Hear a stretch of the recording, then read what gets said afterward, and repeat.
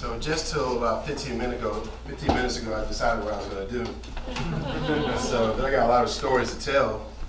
And I just have two stories that I want to tell you that speak about engaging the powers in a context where white supremacy is deeply rooted and has not been seriously challenged.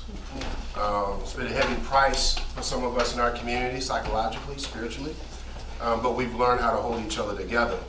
And so I'll tell you the first story. First, y'all know me, Anthony Smith, pastor of Mission House. And if you recall, y'all remember when Bree Newsom climbed this, and snatched the Confederate flag? Right?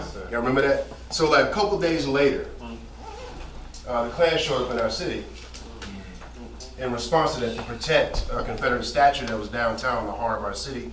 And the city that I'm in is Salisbury, North Carolina. It's about 3.5 hours from here. Small city, 35,000 people. It's one of those rural towns, 35,000, minority majority city. And so the Klan, and it was a Sunday afternoon, and me and my wife were driving down the main street in Salisbury, and I see them out there, and they weren't wearing full regalia, right? They were just wearing, they had the Confederate flags and different things, and they were literally like in formation around this statue. And this statue is literally in the heart of our city. It was dedicated to the city in the early part of the 1900s, 1908 to be precise. 2 years to the anniversary of a lynching that was very popular in our city, where 3 black men were dragged out of jail, falsely accused of murder, and their body parts were spread, cut up and spread throughout this very carnival event. And so this statue was dedicated on the anniversary of that lynching. And so what happened was, we went downtown, my wife thought I was crazy, and I was a little upset, like, I can't believe these people. And so I got a warrior spirit in me, right? So I probably should have brought other people with me. And so I said, man, let me out of here. I want to talk to these people. So my wife parked way on the other side, a block away. She's like, you go, I'll be here. So I walked down there where they were at. They were literally on the main street, and I walked down and I said, man, what are you doing? Why are you doing this, man? And it was a short guy, and he was holding the Confederate flag in his hand, and his hand was trembling as I was talking to him, because I was a little bigger than him. And something kicked in, I was like, okay, I'm gonna let you know this. All right, my name is Pastor Anthony. And then when I said it, he kind of like, okay. I said, what are you doing? He said, Pastor, this is heritage, not hate. And so I was like, I said, but what heritage, man? And no lie, y'all, and I told somebody this story earlier. This brother with a straight face said, iced tea. Iced tea, or sweet tea. Sweet tea. Sweet tea. Sweet tea. Sweet tea. Oh, sweet tea. Yeah. We live in the South. Like, and he was serious. Like, this is a Southern heritage, which it is, right? You know, you don't have to ask for sweet tea in the South. You just automatically assume. Yeah.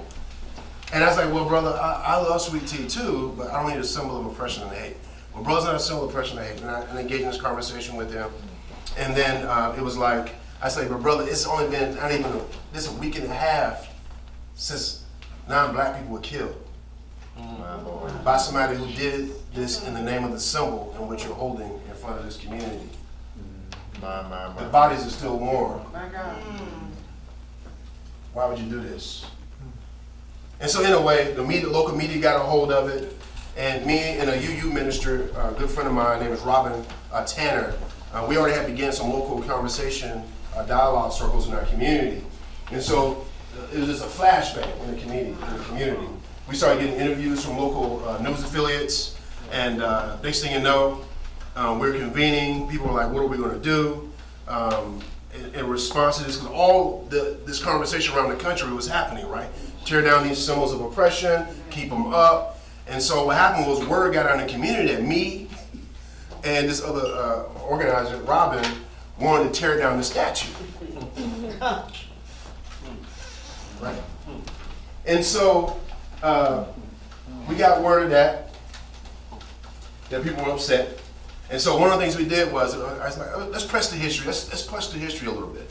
And so what we did was we went down to city hall and went to this the city clerk, to get minutes about how the statue was, how did the city bequeath the land to the daughters of the Confederacy, because the statue belonged to them, and the little plot of land was a debate whether or not they actually owned the plot of land. And so we wanted to go back to find out how this happened with the city. And so now Salisbury is one of the oldest cities in North Carolina, and they have city council meeting minutes going all the way back to the 1700s. You know what I'm about to say, right? Well, guess what minutes were missing? Of course. So the clerk came out with and she was there. We got there. Me and Robin walked up to the city clerk saying, "We're here to get," and she came back 5 minutes later with a letter with city letterhead on it. Like, it already had been typed up and everything. No. And I was like, wow, okay. So they were ready for us. Yeah. And so we began to organize people. We showed up to city council. And when we showed up to city council, there were like local Klan cells, white supremacist groups, there were right-wingers, there were all manner of people. And so when we walk in, they were like, "There's that black preacher. He want to tear down the statue." You know, it's like, and we never said that. We never said anything about tearing down the statue. And so I never forget that day when we were at city council. Literally, there was metal detectors and cops all over the place, and people riding around their trucks with Confederate flags around the block to sort of to intimidate. And so we went to the city council meeting, and I'll never forget the sheriff was like, "Anthony, do you have a gun? Are your people armed?" No, we don't roll like that. And so anyway, what happened out of that was we began to organize a core group of people to find ways to address that reality. And what came out of that was, I don't want to belabor this point, what came out of that was a Truth and Reconciliation Commission that's underway right now. So we already have commissioners, and so we're digging into the history.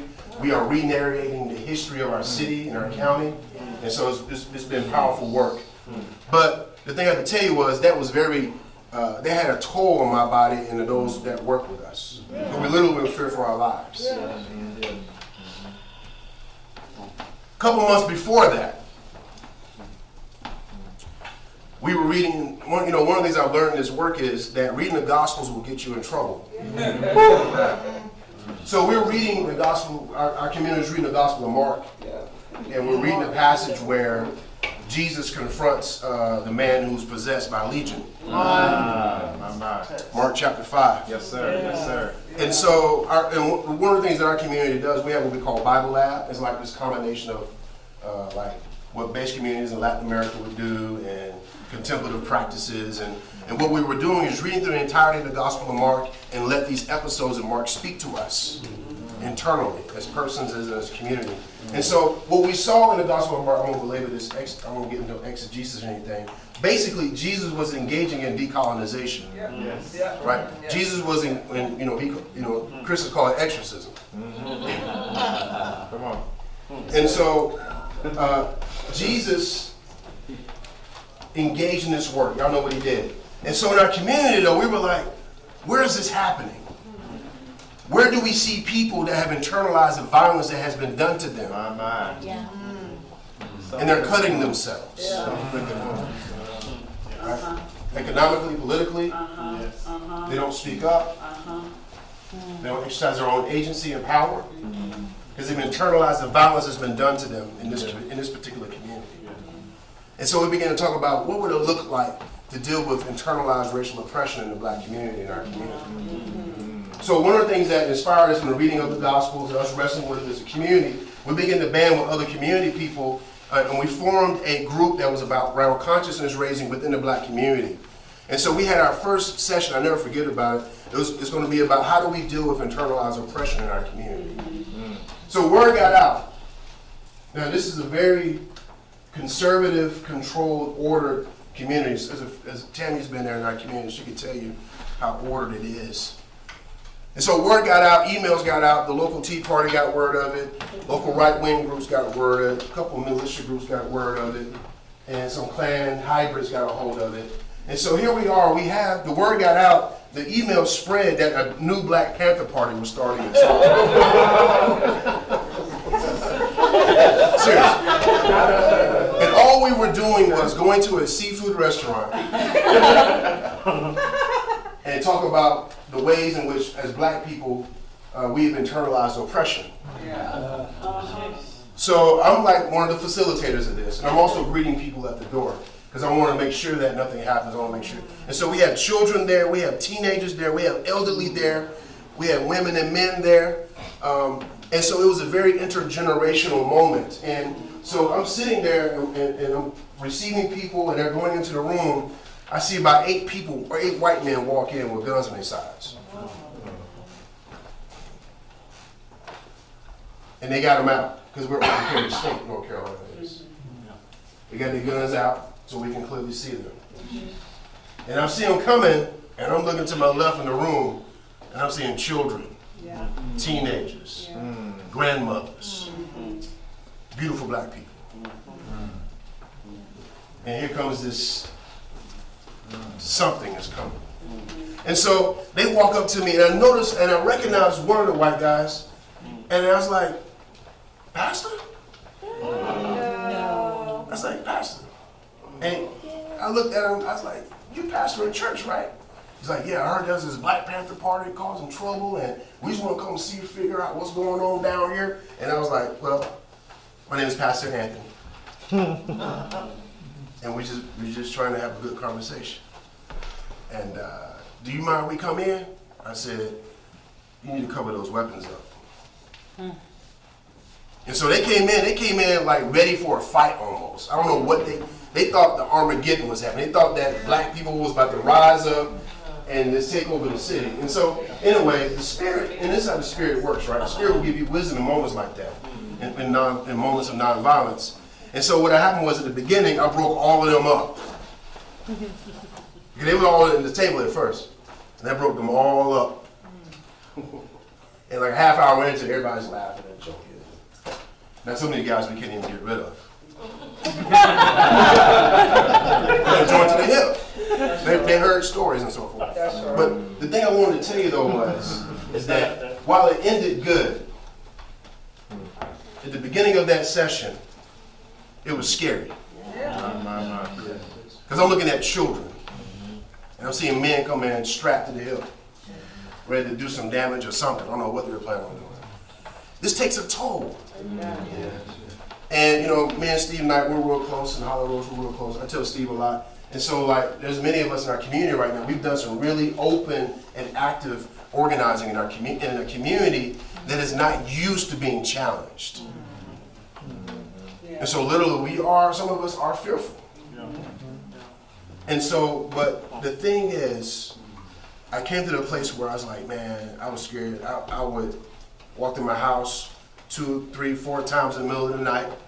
Even this day I get about 12 o'clock, 2 o'clock, 4 o'clock, and then 6 o'clock. I remember for months I did that. And some of my friends do the same thing. They were worried. Even some of them contemplated even buying a gun.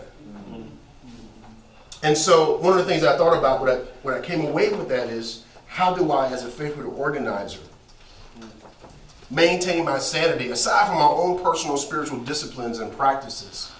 How do I maintain my sanity and not give in to fear, not give in to despair, and just throw my hands up and say, you know what, now I see why they never had organizers in this community. And so what I learned was, some of us got together and we started a monthly gathering called the Peace Circle. And it has been a circle of friends where we encourage each other, we build each other up, we work together, we share best practices, we eat together, we laugh, we joke, we watch movies together. And so what I learned from that was, in this kind of work, especially when you're dealing with something that's deeply rooted like that in a community that's never experienced the gospel in this way, I learned that you have to have a community of people, your folks, your tribe, in order to sustain movement. And this movement has been sustained in our community almost 3 years now. We've been going forward. The Peace Circle's been growing. The commission is about done with their work. And so we're also doing some other local organizing around police of violence. We had a young man that was killed in our community almost 2 weeks ago. And so there's an issue with that. We've been organizing tonight. Actually, I was mentally, my soul was in two places. A lot of our organizers are actually converging on City Hall right now. And the last text I got was they were dragging the City Hall movement meeting out to make sure to try to get them to leave the meeting so they won't express what they want the police to do. So how do you sustain this? And I'm new to this. You know, I don't have all the answers. I've only been engaged in this work about 4 or 5 years now. But we've been doing this work in this context for 3 years, intentionally, systematically. And what has sustained us is a community of friends that you can pray with, that you can cry with. All, you know, we all don't go to the same church. Some of us don't even follow the same religion, really. Most of us aren't Christian because of where we're at. But it's through those friendships that has sustained us, that has kept us going. And so, and now we're actually planning a post-Trump, or not post-Trump, but a post-election.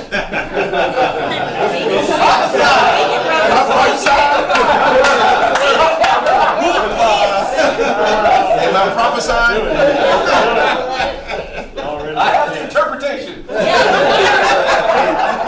Hey, boy, I need my phone. You know, electronic. But I want to read something to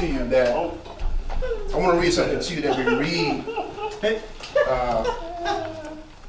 to each other every time we gather, at the end of our gathering. And some of you, when I read this, you will recognize it. And I'll read it. I'll read the short version of it.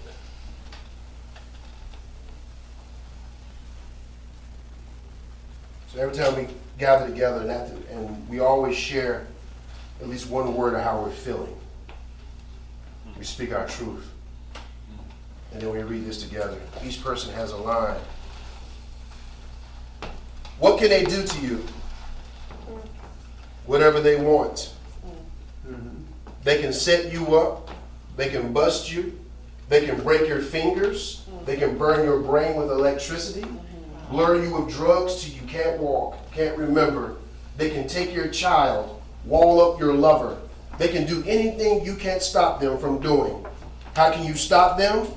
Alone you can fight. You can refuse. You can take what revenge you can, but they will roll over you. But two people fighting back to back can cut through a mob. A snake dancing file can break a cordon. An army can meet an army.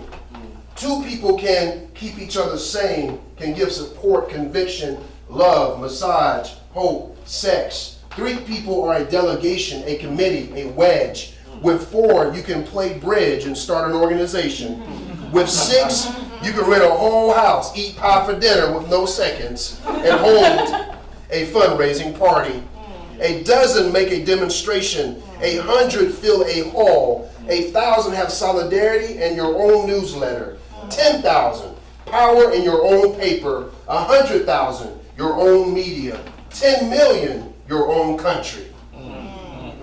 It goes on, one at a time. It starts when you care to act. It starts when you do it again and they said no. It starts when you say we and you know who you mean. And each day you mean one more. Amen.